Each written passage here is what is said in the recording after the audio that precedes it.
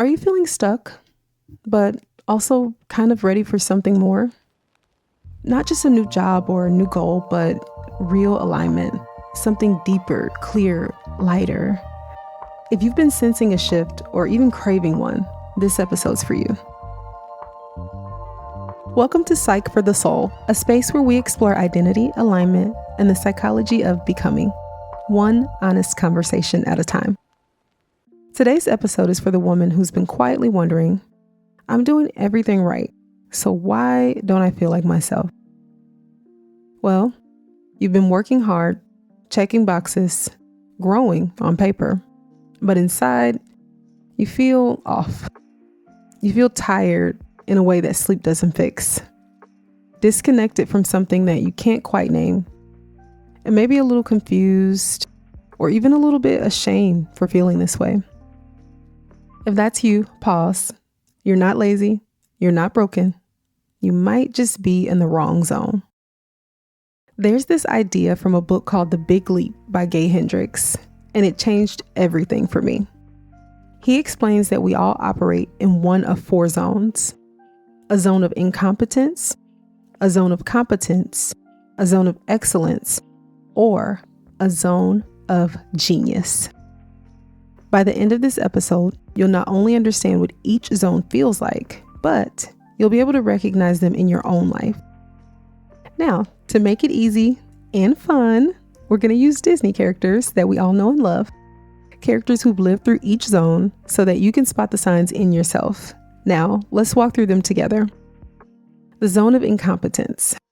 So, this is when you're doing something you're not naturally good at. You feel clumsy and out of place. You're constantly second guessing yourself. Think about Mulan before her training. She was trying to be what her family expected: graceful, obedient, quiet. It just wasn't her, and it showed. In real life, this is the free spirit trying to survive in a rigid office job, the creative that's stuck in spreadsheets, or the visionary that's buried in tasks that shrink her light.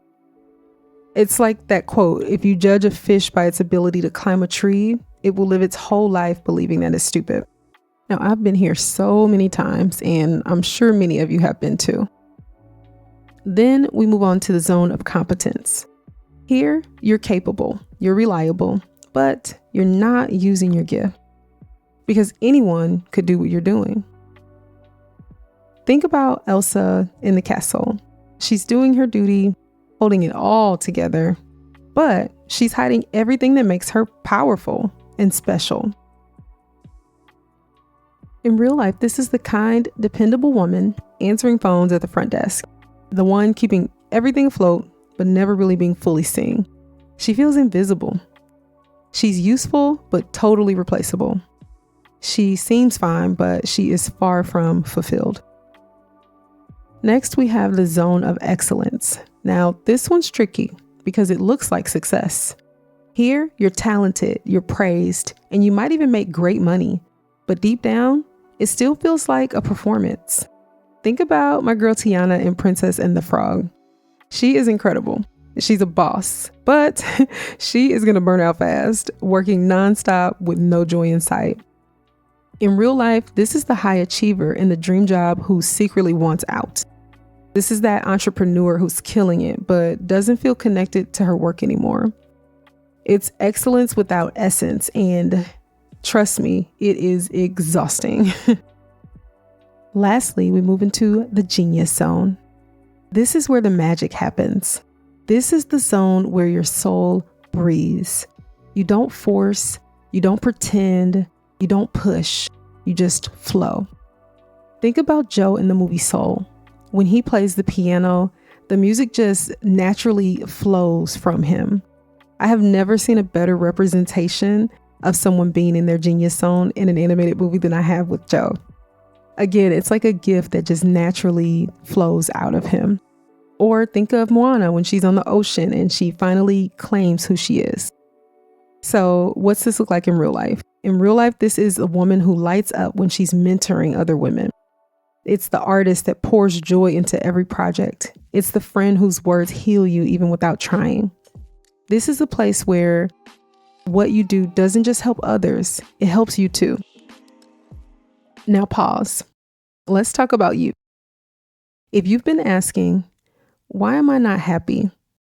Maybe the answer isn't more productivity. Maybe it's alignment. Maybe it's purpose. Because there are world-changing gifts being buried right now under paychecks, titles, and routines that don't reflect who we really are. Imagine if Beyonce became an accountant. Imagine if great poets like Maya Angelou never picked up a pen. Like, what if Barack Obama became a door-to-door salesman, or John Batiste never touched a piano? I mean, yeah, we'd survive, but imagine how much light the world would miss out on. So, no, you're not behind, you're not broken, you're not stuck.